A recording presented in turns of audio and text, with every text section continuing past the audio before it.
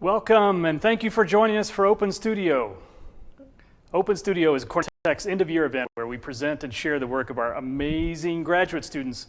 For those of you who may be less familiar with Cornell Tech, we are Cornell University's groundbreaking campus for technology research and education here in the heart of New York City. In partnership with the Technion Israel Institute of Technology, we bring together the best minds and methods in engineering, computer science, electrical and computer engineering, operations research, along with business, law, and design, aimed at building a better world. This year, the year of COVID, has been challenging for everyone, and especially for our students. In spite of this, though, you're going to see that this is a remarkable group who not only adjusted to pandemic life, but who made the very best of a tough situation. For example, in our studio curriculum, we emphasize interdisciplinary teamwork, and this year, with people spread around the world, our students had to learn new ways to form teams and work through challenges from Zoom fatigue to time zone tag-ups. Their resilience frankly astounds me, and I couldn't be more proud not only of their fortitude and accomplishments, but the grace with which they've weathered the biggest storm of 100 years. Now, let me say a few words about Studio itself. The Studio curriculum is one of the key differentiators of a Cornell Tech education. It's where the disciplines I mentioned earlier, like computer science or electrical engineering, operations research, business, design, and law, come together to learn by building with a focus on digital technology products and businesses that matter. In addition to cross-disciplinary teams, the Studio is the primary mechanism for industry practitioners to work with our students, whether it's through Product Studio, a Big Co-Studio, Crit Sessions, or events like this, Open Studio. You're going to learn more about all these elements throughout the program today, as well as see the 10 finalists for Cornell Tech's annual Startup Awards. Together with our Runway postdoc program, the Studio at Cornell Tech has spun out over 70 companies to date. 93% of those have been headquartered right here in New York City, and these companies have raised over $132 million. 8 of them have already been acquired. So I'm really proud of all these facts. Before we get to the rest of the program, I want to thank a number of people. First, the students for their continued dedication during a challenging and unprecedented time. The companies and practitioners who partnered with us in Studio this year. And finally, perhaps most importantly, a big thanks to the Studio team who managed to take the ultra-collaborative Studio curriculum and bring it into the virtual age. Next, you're going to hear from Kevin Yen. Kevin's the head of Startup Studio. He's a product engineering lead at Square, where he helps build out shared platforms, design systems, and globalize programs. Before that, he was the product lead for the restaurants team at Square, and prior to joining Square, Kevin was a product manager at Grovo and founding team member of Launchpad Central, building software to help the government, universities, and accelerators create more startups. Kevin is currently the lead instructor for Cornell Tech Startup Studio, but previously he's lectured at NYU, Columbia, California College of the Arts, and General Assembly. Please welcome Kevin. Hello, I'm Kevin Yen, head of Startup Studio. I'm going to briefly talk a little more about Studio, Startup Awards, and give you an overview of today's event. I am just one of many practitioners working in the Studio, including our Chief Practice Officer, Josh Hartman, who was also a 4-time CTO in a previous life, our Big Co-Studio instructors, Chad Dickerson, former CEO of Etsy, and Brad Horowitz, who's a VP of Product at Google. Our head of PyTech Studio, which is also our newest Studio program, is led by Lyle Resner, co-founder of Swayable. Head of Spinouts and Runway, Fernando Gomez-Baquero, who's a PhD and former founder, as well as dozens of other practitioners who are part of Studio. I'm lucky to work with this team and other great practitioners, as well as our outstanding staff. Our Studio director is Leandra Elberger. Studio Ops is run by Tyler Rorick, and our Studio associate, Naomi Cervantes. By this point, you've heard the term Studio a number of times. So I want to take a moment to explain further what Studio means at Cornell Tech. Studio is a cornerstone of the Cornell Tech student experience and is a collection of classes in which students from all majors work in teams to apply their academic knowledge to solve real-world problems. In the fall semester, students take Product Studio, where they learn the ins and outs of product development, working on the challenges posed by real companies. Then in the spring, students take those product development skills further through one of the 3 Studio tracks, Startup, Big Co, and PyTech. This semester, we had 57 teams located across the world. In Startup Studio, the class I lead, teams go through the process of trying to build a real startup. In Big Co Studio, led by Chad and Brad, students work with advisors from big companies and learn how to innovate within large organizations. PyTech, or Public Interest Tech Studio, is our newest studio program, led by Lyle Resner. In PyTech, students learn how to build products and companies with a focus on the public good. You'll have the opportunity to see presentations from all these programs today. First, the 10 Startup Award finalists will pitch. These founders are ready to take the leap from students to entrepreneurs. We're so proud of how far they've come over the last year. While we wish we could invest in all 10 companies, we will invest in only 4 of the student teams. The investment is $100,000, including mentorship and space from Cornell Tech. This is our 8th year of Startup Awards. Previous winners have gone on to raise additional capital, and some get acquired. You'll hear from a few of those alumni startups throughout today's program. Following the live announcement of the 4 winning teams, you'll have the opportunity to attend 2 consecutive rounds of breakout sessions, which you can access via the agenda. The first round of breakouts is studio specific. You will have the opportunity to hear from other student teams from Big Co Studio, Startup Studio, or PyTech Studio present their projects from this semester.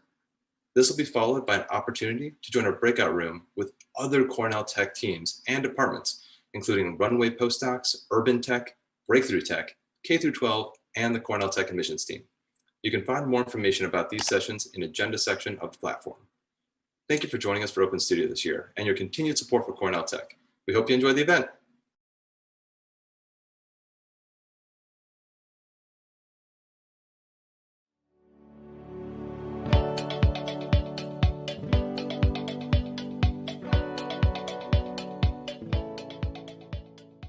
Startup Studio is essentially an accelerator program that's run at Cornell Tech to bring in groups of diverse students with an idea, run that through the machine of testing and validation to see if it can actually turn into a legitimate business. Really, the ultimate goal of Startup Studio through that is to provide students a highly de-risked environment to determine whether or not they can take an idea and turn it into a business.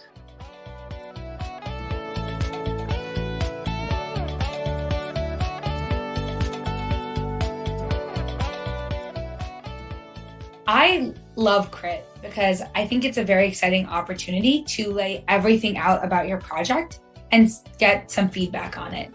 In the startup world, it's really hard to get feedback where you can be so honest about your product and look at it and say, this is what it's good at, but it's not perfect. And we love help plugging these holes.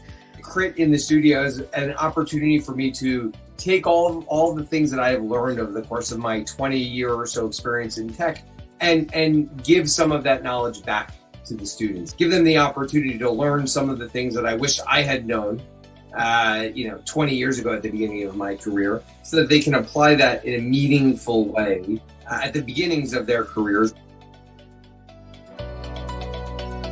The most exciting part of developing a product in studio has been the ability to actually build something relatively quickly and get it in the hands of so many users. We're really lucky that we have not just our studio faculty, but all the other members of the Cornell Tech community at our disposal.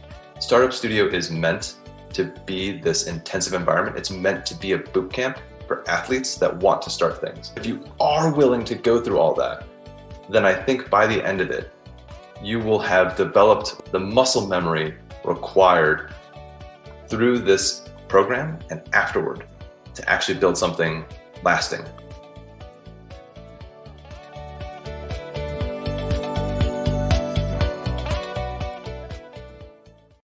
Hi, my name is Sanya Shah, and I'm a 2019 Cornell Tech MBA and the co-founder and CEO of Pilota. Pilota uses AI to enhance the traveler experience, everything from analyzing health and safety risk of flights to predicting delays and cancellations ahead of time. You may have seen us in Condé Nast, Forbes, or even at 500 Startups Demo Day. We're so excited to welcome in the next batch of Cornell Tech entrepreneurs. And on that note, up next, you'll see pitches from the first 3 Startup Award finalists, Adiona, Strika, and Connect4. Good luck.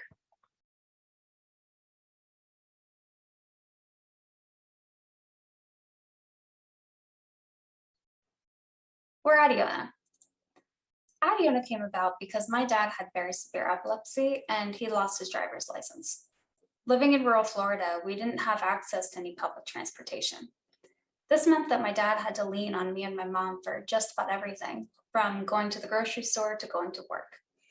And so my dad and I used to dream about autonomous vehicles giving back his independence, but at the time it did seem a bit like a pipe dream. Fast forward to today though, and if you look at Waymo's fully autonomous taxi service in Arizona, we see that this technology is here and it's coming quickly and it will help people like my dad. But it's not enough. Someone like my dad, when they're traveling alone in an AV, if they have a seizure or heart attack and no one is there to see it, may not get the care that they need. And this is where Adiona comes in. We see Adiona as the mobile eye for in-cabin safety. And to help people like my dad, we're starting with medical emergencies, but we do see ourselves as the general in-cabin safety system. And while ideally we would like to be in autonomous vehicles, we're an immediate solution for cars all around us today. This includes the Volvo or the Nissan being sold at the dealership down the road, any car that has any semi-autonomous features such as lane assist or cruise control.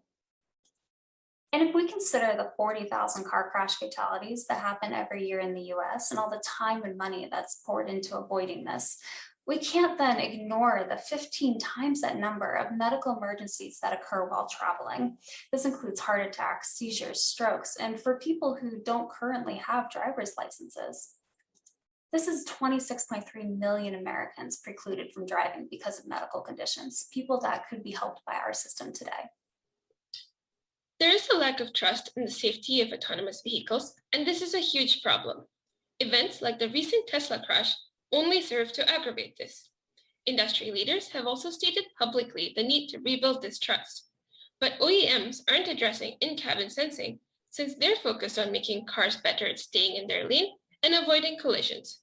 And so we're bridging this gap to address passenger safety by building a system that OEMs would like but don't have today. Once Adiona detects an emergency in an autonomous vehicle, it signals the AV to redirect to the hospital. In semi-autonomous vehicles on the road today, it will signal the vehicle to pull over to the side of the road and call EMS. And this is done so that passengers can get the care they need as soon as possible. So this is Adiona. There's an array of sensors in the front to monitor the vitals, and we're putting a strong emphasis on safety and privacy and ensuring that no personally identifiable information is stored in the long run. Here's how Adiona would work in a car today. Let's say one of the people in the car, for example, the driver, is having a heart attack. Adiona would use its machine learning algorithm to detect anomaly from the vitals data and signal to the vehicle that something was wrong. In the case that this is a false positive and the person is fine, there is also an option to dismiss this reaction.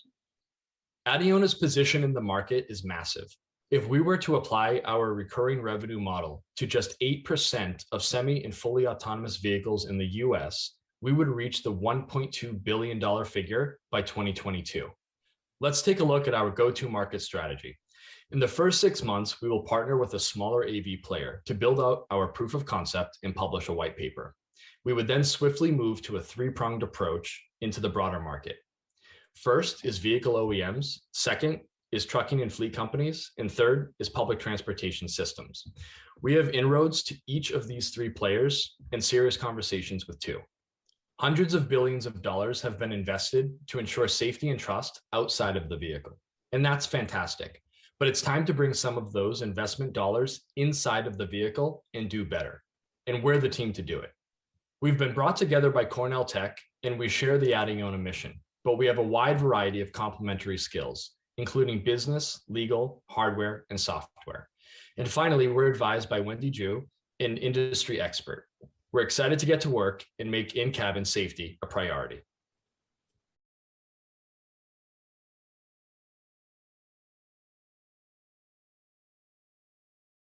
Hi everyone, we're Team Strika and we're bringing social and accountability fit tech tools to the masses. So my name is Luca. I'm a computer science student here at Cornell Tech, and I was also a D1 All-American NCAA swimmer who swam for the Italian national team. For my over 20 years of experience training at a high level, I've learned how vital having support and accountability has been for me to be able to reach my athletic goals. However, after the start of the pandemic, when I was forced to work out from home, I realized how privileged I was to have had this experience and support structure. And also that, unfortunately, most people don't get any of the support that professional athletes receive in their workouts. Sure, but what if I'm not trying to qualify for the Olympics? Why do I need all this support? Well, without support, half of people who begin an exercise program will drop out within 6 months. In order to get any support at all, people typically have gone to the gym to receive personal training. But now we see this unavoidable trend that people are working out from home. And in fact, 7 in 10 people who begin an online workout plan in the past 12 months plan to continue long term. Currently, there's no affordable solution that provides support and accountability to people in their at-home workouts. So that's why we've created Strika. We understand self-accountability in at-home fitness is tough. At Strika, we use vision-powered tracking to gamify your favorite fitness content, compete with your friends, and provide tailored guidance on how to truly meet your fitness goals. Great. So how does it work? Strika is an aggregator. Our goal is to connect you with your favorite fitness content across different platforms. You can feel part of the Strika community when you compete for a spot on the leaderboards with your friends and favorite trainers in live or asynchronous classes and challenges. Strika is affordable, delivering computer vision powered features through your smartphone without the need for any additional hardware. Now, let's take a look at the Strika experience.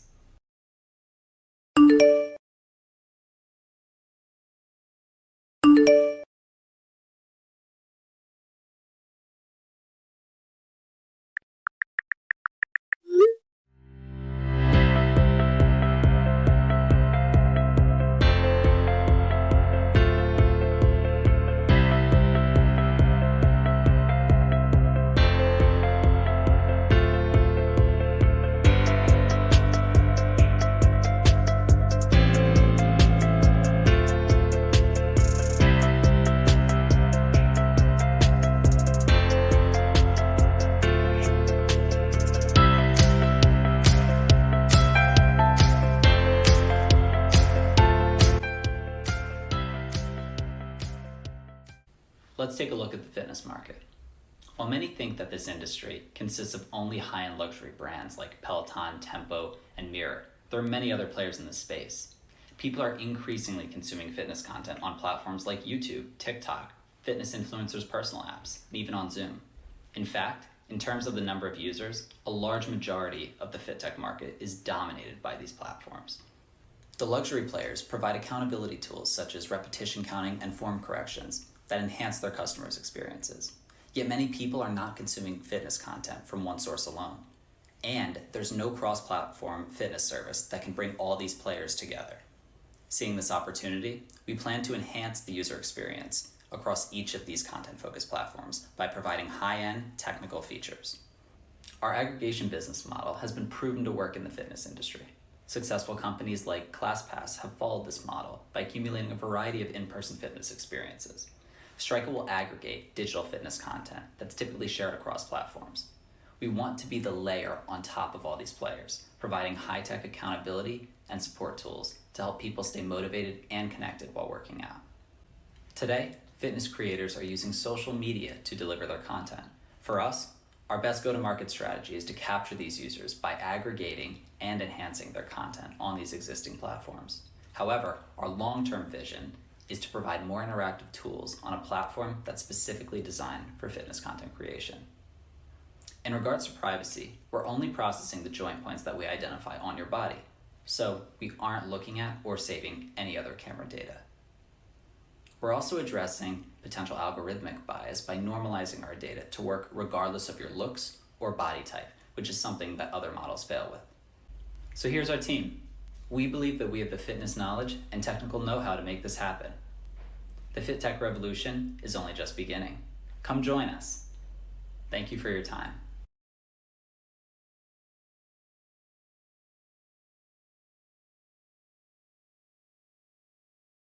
Hi, I'm Danielle, and I'll be introducing you to Connect4. Meet Alex. He was a software engineer at LinkedIn and considered a top performer. In fact, Alex was so great at his job that he even got promoted within only 8 months of working. And while Alex had weekly one-on-ones with his manager, they ended up discussing his daily tasks, and Alex never found a way to convey that he wanted to be working on data analytics and front-end development projects. Not knowing this, his manager consistently put him on maintenance projects. Eventually, Alex got bored, frustrated, and ultimately left the organization. Maybe you can relate to Alex, because he's definitely not alone. I've also experienced this problem, and it affects people like you every day. In fact, 29% of women say they feel very or somewhat guarded in one-on-one conversations with managers. And this is even worse for people of color. So what are we supposed to do? Well, we could Google how to speak up at work, but we'd be met with over 800 million search results. And besides for the time it would take to sort through all of these and try to find one that resonates with our specific situation, there's our larger problem. And it's that all of these articles are trying to take people like me, you, and Alex and turn us into this guy. And the thing is, we'll never be this guy. And that's okay, because teams thrive on diversity. But what's more, speaking up is only the first step. The true test is how leaders respond when people actually do speak up.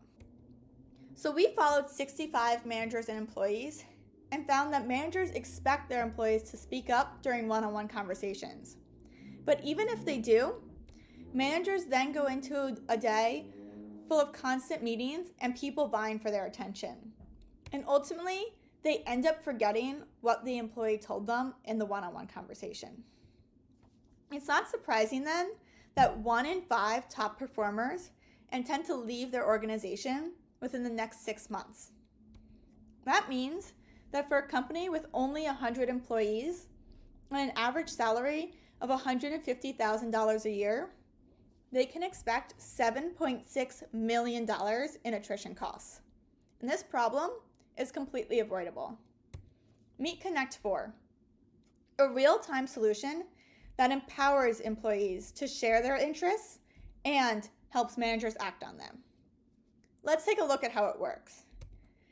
Managers are able to add a new project, and then they'll see all of their teammates whose interests align with the project goals. They're then able to add people directly to the project. But what's more is on the employee side, an employee is able to directly raise their hand for a project, signaling to their manager that they want to work on something specific.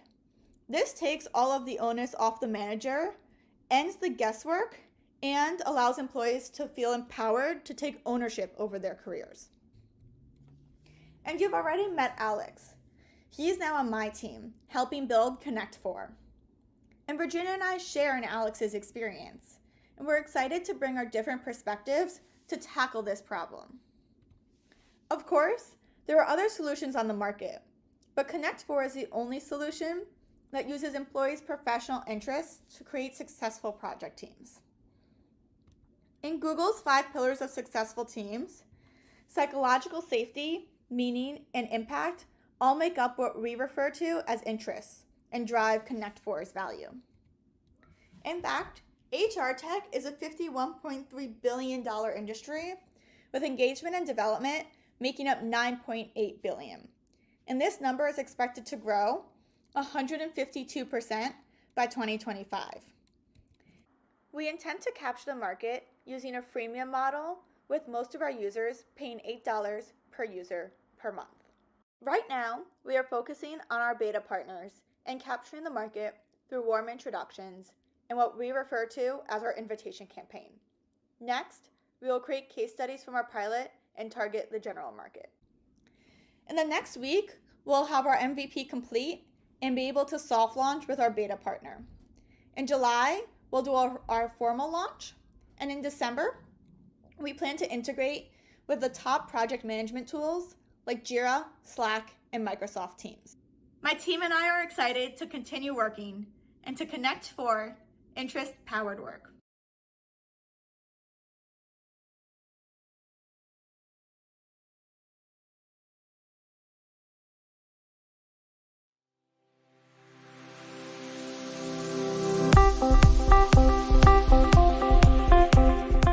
BigCo Studio is a curriculum that's all about building digital products inside larger companies. We really want students to learn how to build real projects inside real companies. We have a great set of sponsors that come in and actually help these students build a real world project. That's what really gets people motivated. I think that the BigCo advisors act as a conduit to impact, and impact is really what it's all about. So the role of a BigCo advisor is to work with a team of students and to try to determine what is feasible to do in a semester. What are the type of things that you would want to prove to stakeholders in a large organization? What are the different roles within an organization in terms of product versus engineering? All of the partner companies we work with in BigCo are themselves operating in really complex industries that are experiencing constant disruption. So I think the executives inside those companies are always looking for new ideas and new perspectives. It's been very insightful to essentially see what the product development process looks like from such a large global organization. So I think that this experience, what it has done is essentially simulate what that would look like within a professional environment, but it goes beyond simulation because there are actually companies that will be spun out through this program. Cornell Tech this year has been fully virtual. With that said, we've, as students, have had to make significant adjustments as a result. However, this is reflective of, what the everyday work environment looks like right now. There are no accidents. There's only challenges that we have to navigate through in the course and in life. And so everything becomes a teachable moment.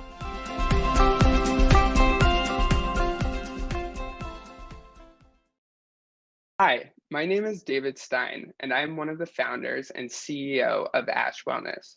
I graduated from Cornell Tech last year with an MBA. Ash Wellness also won a startup award from Cornell Tech last year. Ash is a remote diagnostic testing platform. We enable both existing and new providers to provide at-home diagnostics for a range of testing kits. Ash is building the future of at-home healthcare, and we started all at Cornell Tech. The next 4 startup award finalists are Thea ML, Minted, OilO, and OctAI. Good luck to all the finalists.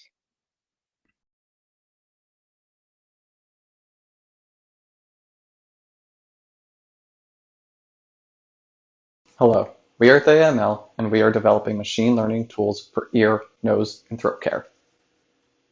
Meet Mary. Mary is a teacher who uses her voice throughout the day. She woke up this morning with a sore throat, so today's going to be a long day.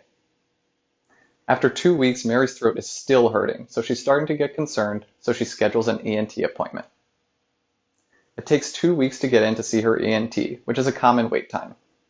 During her exam, her ENT performs a laryngoscopy to take video of her larynx. They see something that they're concerned about, so they take a biopsy. While awaiting her biopsy results, Mary is getting increasingly anxious. She's Googled around, and by now she knows that if this is cancer, her ability to return to work and even her survival rate may depend on how long treatment is delayed. At 5.5 weeks, Mary finally gets her diagnosis. It's good news. It's just a benign cyst, but not everyone else is as lucky.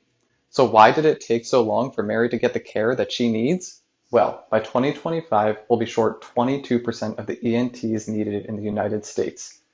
That accounts for an estimated 8 million unrealized annual ENT visits and up to 480,000 undiagnosed pathologies and disorders. Thea ML is developing machine learning-based clinical decision support tools to increase access to ENT care. Initially, we're going to focus on laryngoscopy procedures, but eventually expand to other procedures as well.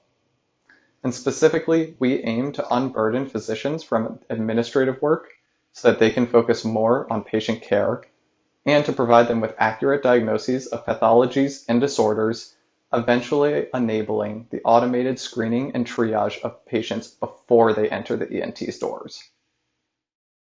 Let's take a closer look at the workflow of an ENT when a patient like Mary requires a laryngoscopy. The ENT uses a laryngoscope to examine Mary's larynx that is located in the neck. The generated laryngoscopy video is displayed on a monitor, and the ENT can now make a diagnosis and put results into the EHR. So how can Theia ML help with this process? Well, there's 3 things that we can do. First, we can perform video annotation to extract the most relevant keyframes from a laryngoscopy video. But there is more we can do. We can also use these extracted frames to make a first diagnosis and to assist the disease detection process. Third, we can also help to automate the report generation process. Let's take a closer look at our video annotation prototype that we developed in cooperation with Weill Cornell and that extracts the most relevant keyframes from a laryngoscopy video that are of interest to an ENT. Normally, this prototype would be embedded in the physician's workflow via an API, but to better visualize what's happening, we built a graphical user interface on top of the underlying machine learning model. The ENT can now select a laryngoscopy video that typically has a length of 2 to 5 minutes. The ENT can also select a minimum probability score, and that determines how likely each extracted frame is going to be relevant to him at the minimum. Our software also allows the ENT to select a number of frames that shall be displayed on the monitor. And as you can see, the extracted frames are very much like the good examples on the side and not like the bad examples where you don't have a clear view of the larynx. The ENT can now use these extracted frames to make a diagnosis. Alternatively, the ENT could also track patient progress across different laryngoscopy videos. You can see that there is a mix of software and hardware companies that operate at different steps of this workflow. And these companies are also our potential customers because they can embed our software solutions into their products and use their ML as a differentiator. These companies also give us access to additional data and help us with the FDA approval for our market-ready products. Let's take a look at the financial impact of Theia ML. In the United States, there are an estimated 8 million unrealized annual ENT visits. If we can save ENTs 60 seconds per patient that they currently see, we can realize all 8 million of these visits and create an additional $127,000 in revenue per ENT. Machine learning tools like our keyframe extraction model are increasingly common in healthcare settings, and we are confident that it will permeate the $4 billion global ENT diagnostic device market, as well as the 27 million annual ENT visits we have. Our team has worked in conjunction with Dr. Aeneas Rameau to develop the ML over the past year. We also have industry experience shipping machine learning models at Fortune 500 companies. To date, we've filed our provisional patent on our models. We were invited to present at the American Laryngological Association conference, and we are currently working on finalizing our first partnership, which will enable us to achieve clinical validation and begin distributing our product. We are Theia ML, and we are increasing access to ENT care.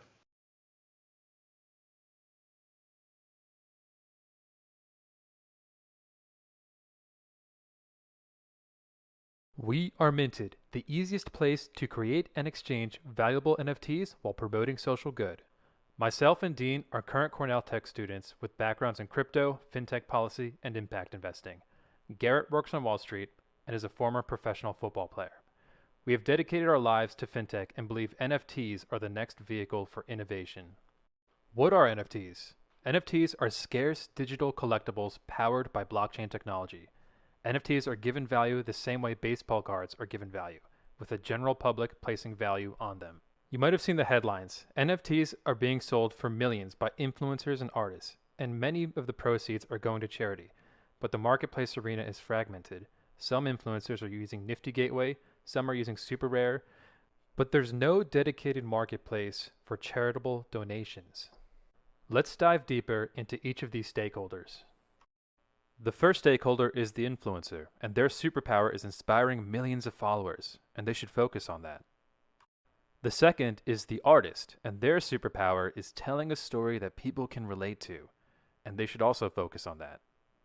And finally, we have the charity, and their superpower is affecting change in the real world, and once again, they should focus on that. Another issue is that there's no clear way to tell why a stakeholder would NFT something unless they tweet about it. What are their intentions? And that's where we come in. Our platform connects influencers with artists to create valuable masterpieces to benefit society. Charities always receive a % of the proceeds. In the short term, we are providing a white glove service to influencers and artists. This starts with our network of over 3 dozen artists already on the Minted platform. When we meet with an influencer, we capture their vision and help them choose an artistic collaborator. Then we work with both parties to fulfill the vision artistically, mint the NFT, manage the auction, and then donate a portion of the proceeds to charity. It's incredibly easy from start to finish. Our current solution is already built out, and our long-term solution will be built on a Flow blockchain, the same technology powering NBA Top Shots. In parallel, we were building a React web app that will automate these collaborative workflows in an easy-to-use interface that abstracts away the complexities of blockchain. A buyer will be able to browse and purchase NFTs on Minted just as easily as they could browse and purchase an item on Amazon. And here's a sneak preview of what we've built so far. A beautiful, simple, clean interface purpose-built for NFTs. Our revenue model starts with a 10% platform fee we take to cover costs. Since we're a B Corp, we will always match our proceeds to charity. The influencer and artist can either keep the rest or they can decide to donate it too. In terms of market size, we are talking about a space that is exploding in growth and shows no signs of slowing down. The NFT market is projected to hit $100 billion across the collectibles, gaming, and art spaces in 5 years. In Q1 of this year, NFT trading volume hit $1.5 billion. It's easy to see just how valuable Minted can become given these numbers. Capturing just 2% of this 1.5 billion number would imply revenues of $3 million for Minted on the quarter. We know there are a ton of players. We just need a piece of this market. But what does the market look like? Right now, there is no NFT marketplace that is both centralized and dedicated to be a force for good. This is how we're different. First, we centralize the management of NFTs to create a familiar user experience that is easy to use and that very few players are doing. Second, we channel a minimum portion of our proceeds to social causes, which is the key differentiator that has already helped us galvanize the stakeholders needed to create valuable NFT collections in the first place. We spent 6 months looking for product market fit, and we found it. Since last month, we've completed our angel round with Eigen Ventures, started negotiating terms for a partnership with Influencer, a platform that has access to 30,000 college athletes, connected with Octagon, an elite talent agency representing the NFL, NBA, and MLB, and we built our entire tech stack. And we're already off to the races. We are excited to announce that we are dropping our first collection between football player Lyle Collins and artist Jason Naylor in early June to benefit the Dallas After School nonprofit organization. But this is just the beginning. Overall, we are excited to continue leveraging this amazing technology for social good and cannot wait for you to join us on this journey. Thank you, and do not hesitate to reach out.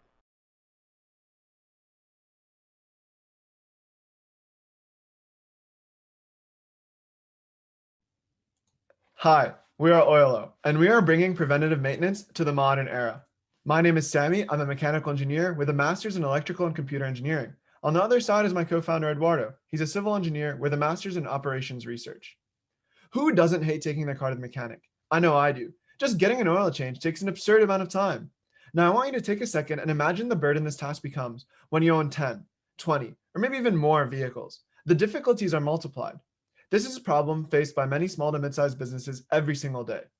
At a minimum, fleet management requires businesses to track vehicle usage and organize vehicle maintenance. It's a labor-intensive task for any business with a fleet of vehicles. Sometimes, businesses do forget to maintain vehicles, and it costs them a lot of money. This happened to Don, the owner of Shaw Services. He lost 2 vehicles because of missed oil changes.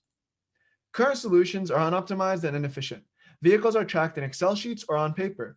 This is an expensive problem, and businesses are willing to pay for the solution. Our mission is to remove all friction from vehicle management and maintenance for our customers. We want to help people like Don focus on his customers, and we plan to do this with 2 steps: a data hub and mobile mechanics. The first step is a vehicle data hub. All cars have an onboard diagnostic port, which collects vehicle data. Think of this like a vehicle's API. Using affordable existing tech, we collect 37 vehicle metrics. This data is often lost and takes hundreds of man-hours to calculate and source. These include fuel usage, speed, location, and many more. Currently, the data is sent to our server, where business owners can add vehicles, create maintenance requirements, which we then use to automatically translate into maintenance schedules, and generate vehicle reports to track usage and several other metrics. We plan to translate this data into an interpretable dashboard, which will allow our customers to improve the performance of their fleet and thereby that of their business. The second part of our value add will be specifically targeted towards small to mid-sized businesses. Currently, the way maintenance may line up is as follows. A mechanic comes to you once a month and maintains one vehicle per month. The data we collect will allow us to see patterns in maintenance needs. Now, rather than sending a mechanic once a month every month, we can send one mechanic once every 4 months. This will allow us to service more vehicles faster. We plan to use contractors to scale the mechanics out of the business. But more importantly, the data will allow us to better serve our customers. Each of these competitors only solves a part of the problem, and because of this, do a poor job of optimizing the solution. Traditional solutions offer fleet maintenance, but they do not manage a fleet's vehicles. SaaS solutions are good at replacing the Excel sheet, but not the overhead of maintenance operations. Mobile mechanic solutions still require scheduling and vehicle tracking, while our solution will be autonomous. We want to take over every aspect of fleet management, so our customers can focus on their business, not their fleets. We plan to strategically target a larger market segment, specifically small to mid-sized businesses with fleets sized 5 to 150. This niche has an exaggerated problem. The value added of our approach is higher, and there are fewer competitors. Our beachhead market will be construction, as both Eduardo and I have worked in that industry and have many connections that can help us to make warm introductions. We plan to focus on the SaaS platform first to optimize our operations. This will allow us to get early customers and revenues while developing a foothold in the market. From there, we will begin to increase our average revenue per user by solving the operations of maintenance. We will be able to charge a premium for our maintenance, accounting for other hidden costs associated with current solutions. With this pricing strategy, we expect to generate $600 per vehicle. The data we collect will allow us to increase this number as we grow. We plan to offer companies better deals on extended warranties and vehicle insurance. And even further down the line, we can help our customers resolve the operational complexities of using electric vehicles. These are the companies we have spoken with and are planning to onboard as our first customers. Serviam even wanted to hire Eduardo full-time as a software developer to build a platform for their fleet management. We expect these companies to generate $394,000 in revenue for the first year. The total market for all fleets in the world is massive, with a total size of 335 million vehicles. We calculate the total market size to be $180 billion. Our target market is 25% of this, which is $45 billion. Till we can reach this market, we are strategically tackling the niche in which our network is strongest, the DMV region. This region alone has a market size of $182 million. So, we're Oilo, and this is our way of bringing preventative maintenance to the modern era. We hope you enjoyed this presentation and really appreciate your time. If you have any questions, feel free to reach out. My email is always open.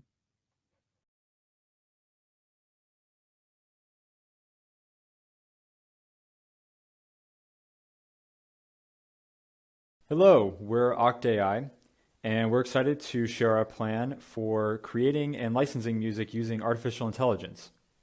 Music streaming companies such as Spotify, Pandora, and Apple have two strategic challenges. First, managing thousands of complex global music licenses, and second, managing the high royalty costs associated with having songs on their platforms.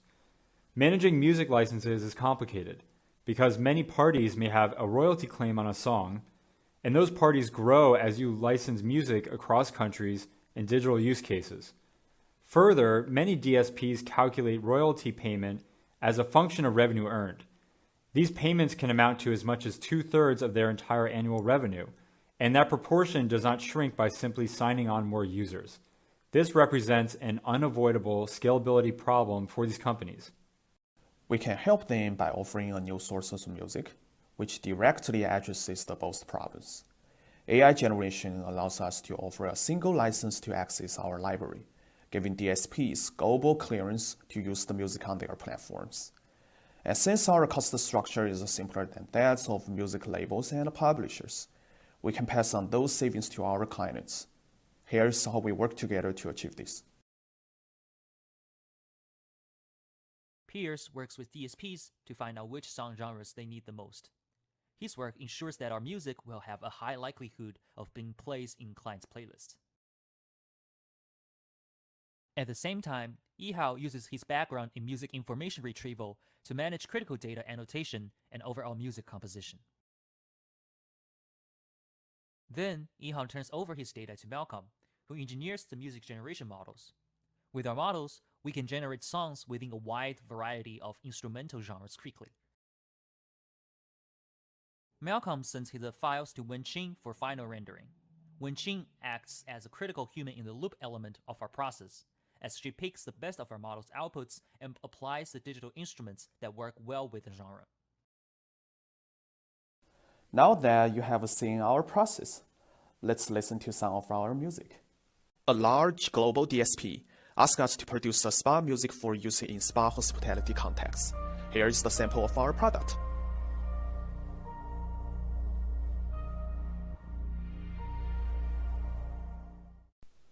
Here is the track for use in dining context.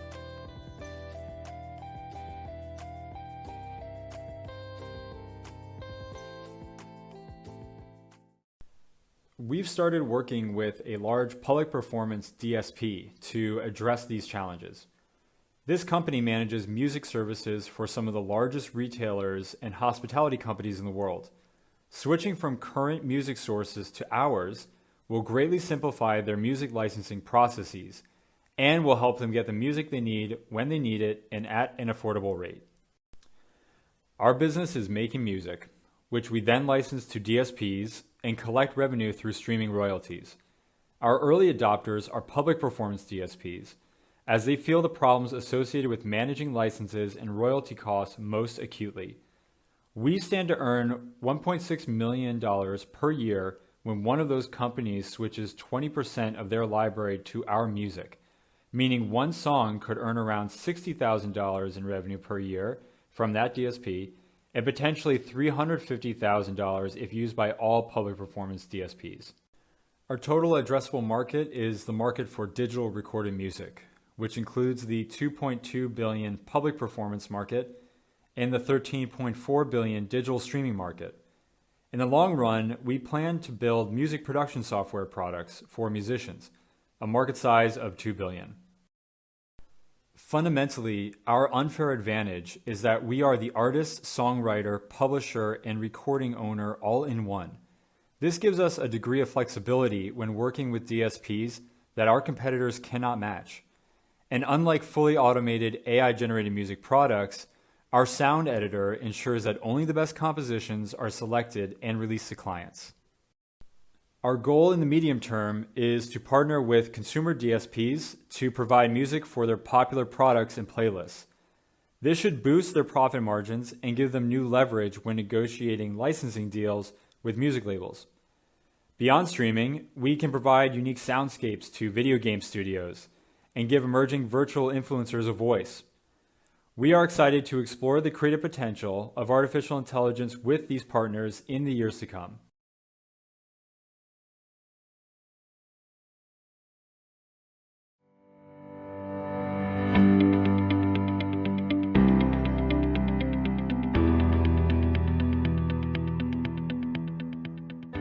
Public interest technology can be thought of as the intentional effort to make sure that technology creates a more just and prosperous future for everyone. And in our course, we explore the roles that technology and design can play in the advancement of public good across those sectors, as well as the threats that technology can pose to various aspects of civil society. And if technology is going to play a role in creating a more just and prosperous future for everyone, it's essential that technologists step outside of tech and engage communities that are likely to be affected or left behind. The pandemic has really furthered technology's reach and influence. What the world needs right now are technologists who are grounded in critical thinking around how their product or company might impact society. The theory of change was a core part of the PyTech curriculum because it is essentially a framework that helps you break down your grand vision into smaller intermediate steps that are attainable to eventually attain that larger theory of change vision that you have. Theory of change is the process of not only testing whether your product, service, or intervention will have some result, it's also stress testing whether that result is actually a worthwhile one for society. And it's been really cool to see. I feel like all the student teams developed really meaningfully in this area. They really put work into thinking through the worthiness of their intervention.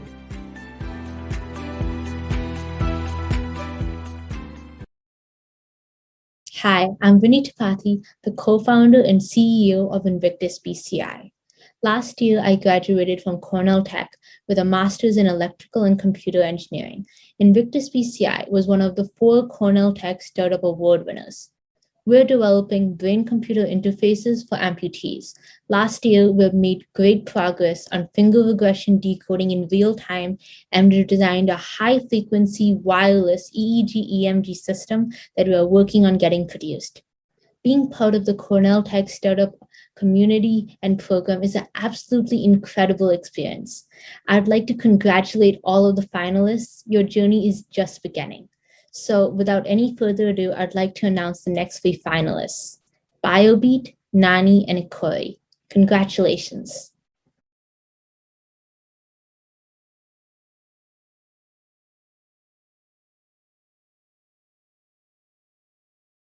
Hi, we are BioBeat, and we want to help you listen to your body.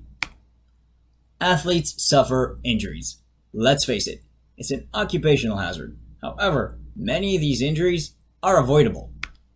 Avoidable or non-contact injuries are caused by strain and fatigue and can be catastrophic to an athlete's career as well as the teams they play for. Take, for example, Kevin Durant, one of the best players in the NBA. He ruptured his Achilles during the 2019 championship series, and it took him almost 18 months to recover. Now, if that's not enough, these injuries are also a financial burden for the teams. The annual cost of avoidable injuries is simply huge, and it happens to athletes in every sport all around the world. So, you might ask, if these injuries are such a big problem, how have the experts let them remain a mystery? Well, we were asking the same thing, and the way we see it, they are simply missing a piece of the puzzle. You see, trainers rely on data to assess their players. However, this data is only available to them in controlled environments. But on the field, where these injuries actually happen, they lose all access to it. This is exactly the problem we're here to tackle. Our mission is to provide professional trainers with live biofeedback on the field to enhance their insight when it matters most. Our plan is to integrate sensors into the athletic gear the athletes are already wearing, so that we don't have to ask them to change anything about their routine to obtain this data. And we're going to obtain this data by using a technique called acoustic myography. Sounds confusing? No worries, it's actually pretty simple. When we move, our muscles make a sound. This sound is very informative. We can record this sound and analyze it to derive muscle activation patterns, identify fatigue, and eventually train machine learning models to predict injury. Now we know this may sound a little bit like science fiction. So, before we continue talking, let us show you exactly how BioBeat is going to listen to your body. Here is our initial prototype. We made our own signal acquisition system, and as you can see, the sensors successfully pick up the sound from my bicep as it contracts. Now, these pulses may not look like much, but in reality, they are packed with so much information that trainers can analyze. On the right side of the screen, you can see real data collected from my bicep as I was lifting weights. Each pulse in this signal indicates a contraction. You can instantly tell that over time, these pulses get smaller and smaller, and that indicates fatigue. Now this is just one example. There's so much more these signals can tell us. Muscle activation patterns, force exertion, firing rate, all these different properties. We're going to take them all and display them to trainers directly on our app. This way, they can monitor their athletes' performance on the field and use this data as a clinical decision support tool to help them make the right call on time. Now when we showed this solution to experts in the field, their responses were overwhelmingly positive. People were eager to hear more, stay in touch with us, and some went as far as asking to partner up with us to gather the data. Our initial market entry plan is to partner up with collegiate and professional teams. This stage will provide trainers only with raw data. This is data they already know how to analyze. Only now they'll finally be able to access it in real time. In the meantime, we'll train our predictive models to identify critical information. And once our algorithms are strong enough, we're going to move on into the mass consumer market, marketing our product using the professional partners we've made. Using this approach, we reached a TAM of $10 billion, composed of fitness enthusiasts and professional athletes as one. About the competition, our two main competitors are Naughty X and Athos. Both companies play the performance game and don't focus on injury prevention. Why? Because their core technology simply doesn't have the resolution to back that up. These technologies have existed for many years and no significant breakthroughs were made in this direction. Meanwhile, while there's still a lot of work to be done, our initial prototype already shows promise where our competitors can, allowing us to visualize fatigue in real time. A bit about us co-founders. We both served in the military, so we have the discipline and we know the meaning of hard work. Aside from that, our complementary skill set creates the perfect balance between the technical and the business aspects of the venture.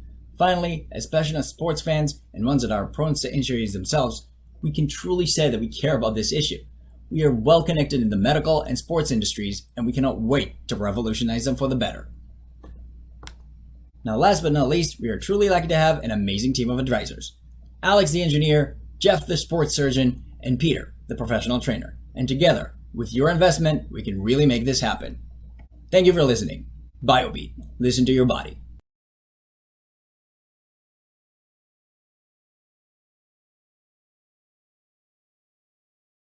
Hi, I'm Brighton, an MBA at Cornell Tech, and here's my co-founder Jeff. It's my pleasure to introduce you to our startup, Nani. Meet my friend Justin. Busy studying for midterm exam. He isn't able to spend more time on preparing food, resulting in daily spending on food delivery. Furthermore, being new to the city without much experience cooking, he often finds it hard to plan out his meals as a college student. Justin isn't alone. In fact, 65% said that they value speed and convenience when it comes to food delivery. At the same time, 1/3 of students try to be frugal with food at times when they are struggling to manage expenses. Meet Joanne. Being a freshman in college, she enjoys cooking and wants to meet new people, often hoping others can try her new recipes. She mainly shares her food by posting photos on social media and waits for her friends to reach out to her. In fact, there are many like her.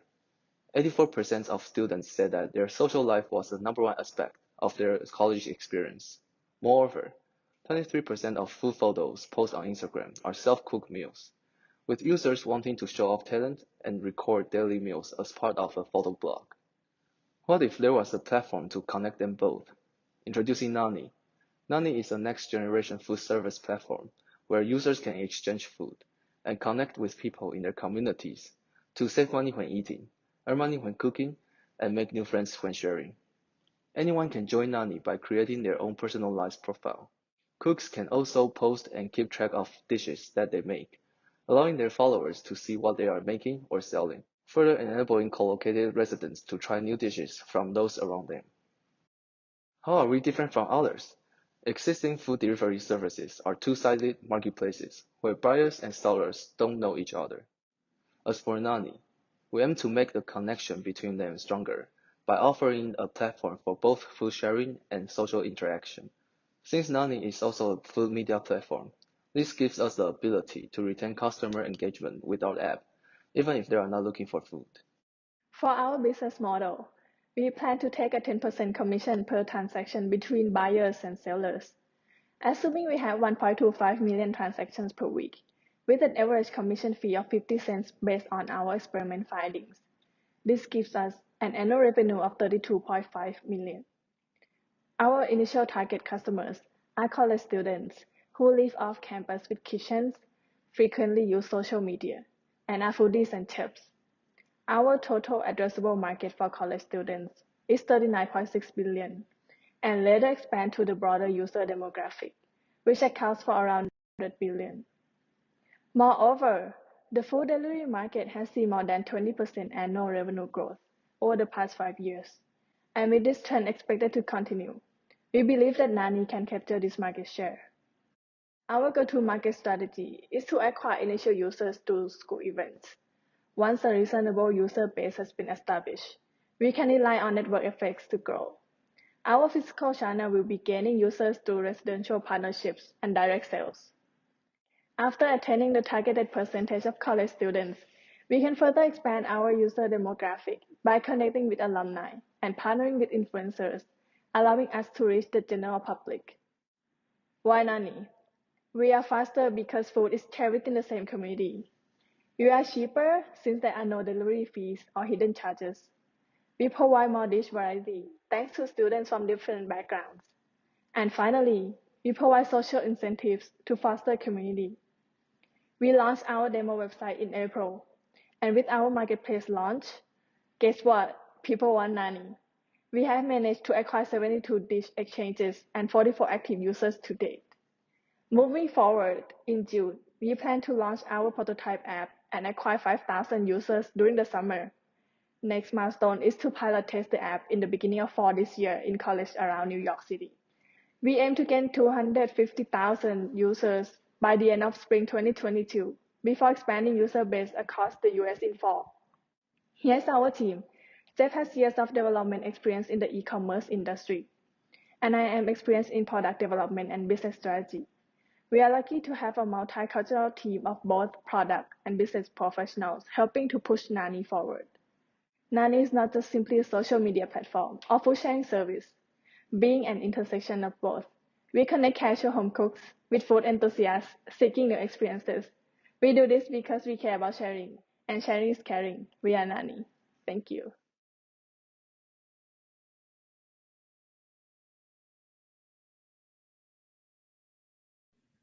Hi, we're Team Ikori, and we connect independent fashion designers with shoppers looking for personality-infused designs. And we handle all the heavy lifting so that the designers can focus on what they do best. So I'm Amy, and this is Isha. Both of us have a combined experience in fashion, manufacturing, and technology. And we also share a common mission to help small businesses and independent creators grow, particularly those in developing countries like ours. So what's the problem? Independent fashion designers around the world are currently at a major disadvantage, and not because they lack the requisite skills or talents, but simply because they don't have access to capital or access to a wider market. On the other hand, according to McKinsey, a growing number of fashion consumers want to see personality and uniqueness in what they buy, and this is an offering that fast fashion cannot provide. Ikori's goal is to bridge this gap by connecting shoppers looking for unique designs with designers providing these unique designs. To do so, we're building a platform where designers can take their designs from idea to production with zero upfront capital. Shoppers can vote on and pre-order these designs, and then we have a network of vetted small batch manufacturers who make these orders and ship them directly to the customer. So how does it work? The cycle begins with designers posting design concepts on our community page. The community consists of fashion enthusiasts and shoppers who provide feedback and vote on the designs that they like. Then the designers shortlist validated designs and list them on our shop page. The uploaded designs are made available for shoppers to vote by the designs that they like. With Vote By, shoppers are voting for a design to be produced, and they're saying, if this design gets produced, I want one. Production is then handled by a network of small batch manufacturers who receive an automated production trigger when Vote By minimums are met. The garments are then made and shipped directly to the shopper. Although we began this journey over 6 months ago, we launched our pilot 3 weeks ago, and so far the response has been very encouraging, with over $2,000 in pre-orders. On the supply side, positive designer feedback and quick commitment has shown that indeed there is an urgent need for such a platform. Over the next 3 months, we want to increase our supply side by an additional 50 to 60 designs. More designs would increase the value of our platform and get us to our 3-month revenue goal of $15,000. Taking a step back now to look at the entire landscape, we see that Ikori is uniquely positioned in the market with its design-to-market mechanism that's powered largely by the community, as well as our ability to offer a diverse assortment of designs created from all over the world. The standard value chain in fashion currently has a lead time of 8 to 12 weeks, and the customer's voice comes last in this process. This leads to many issues like excess inventory and fit issues for the consumer. Even though Zara, the fast fashion behemoth, has shortened this lead time down to 2 weeks, they still take very little customer feedback into account and therefore can't provide the consumer the kind of personality and designs they're seeking. For Ikori, the customer is an integral part of the entire process and has a voice at every stage. Being community-driven, we provide the consumer a very personalized experience for both fit and style. And through a completely digital sampling process, and on-demand manufacturing, we can decentralize the entire supply chain, making us more responsive to market needs while still cutting down the speed to market time of a design to 1 week. Using a top-down approach, we estimate our market share to be at $550 million when we take just a 0.5% of the current e-commerce fashion purchases in the US alone. We make money by adding 15 to 25% to the cost of a garment after factoring in all aspects of its creation and shipment, leaving us with an average margin of $27 per garment. As we scale, this margin will increase and the cost will decrease. And with a monthly growth rate of 20%, we should be able to generate $150 million in revenue in 3 years. The fashion industry is currently witnessing major transitions. Consumers are increasingly demanding sustainable and ethical fashion, and many suppliers with lost opportunities from the pandemic are seeking alternatives with lower risks and more stability. With the rise of digital technologies in fashion and the effective use of data, Icori is equipped to make both ends meet. Our name means independence and self-sufficiency in several Nigerian languages, which symbolizes the core value we wish to provide every user of our platform. We would appreciate your support as we work to change the way fashion is consumed by the world, where clothing can be made for anyone, by everyone. Thank you. Hi, my name is Wamakai Masogie. I was the co-founder and CTO of GitLinks and a 2016 Startup Award winner. I graduated from Cornell Tech in 2016 with a master's in computer science.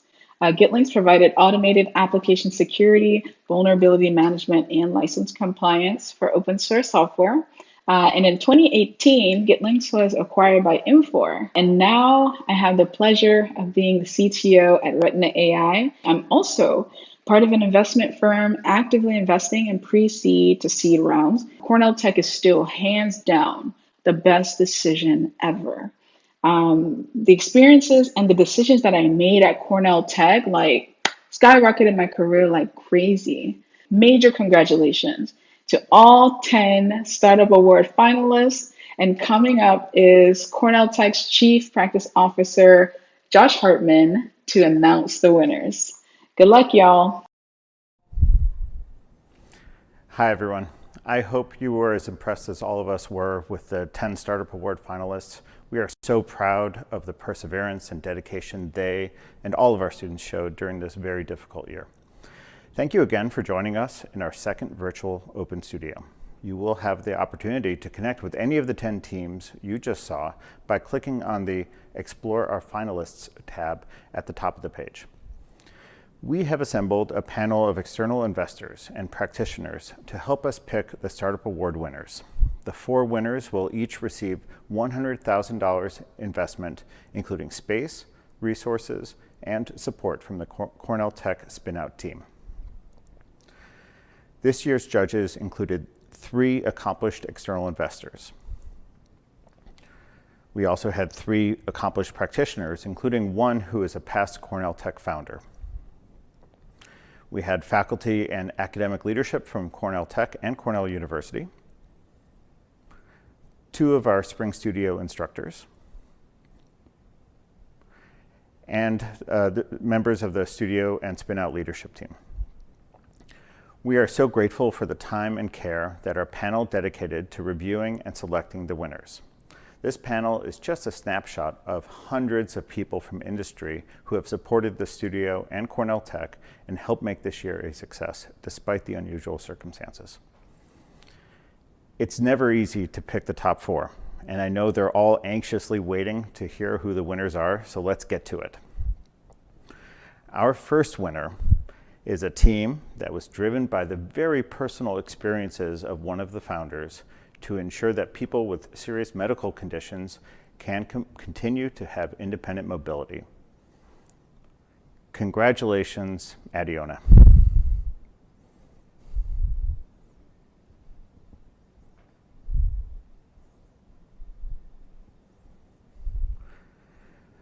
Our second winner is a team that made several pivots over the semester before discovering this unmet need of small business owners to maintain their vehicle fleets. Congratulations, Oilo. Thank you guys so much. Thanks everyone at the studio and where else. And our third winner is a team that has the inspiring idea of building a three-way marketplace between fashion designers, apparel manufacturers in developing countries, and consumers who are looking for more creative fashion designs. So congratulations, Ikori.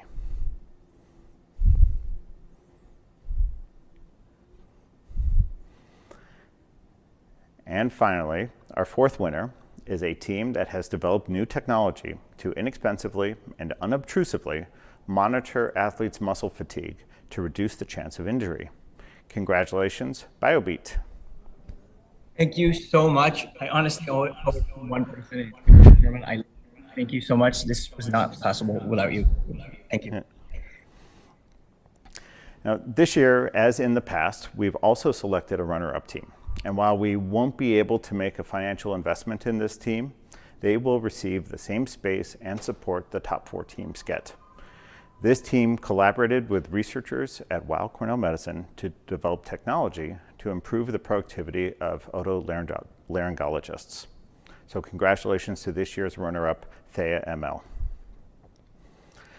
Again, congratulations to all of the Startup Award winners. During the program, you only saw 10 of the dozens of teams that built incredible things this semester at Cornell Tech. Now, you have the chance to connect with some of those teams during our live breakout rooms. You can join breakout sessions in the Agenda tab at the top of the screen, or you can explore the demo space for additional student teams and other groups from across Cornell Tech. Thank you again, and we hope you'll stick around and explore.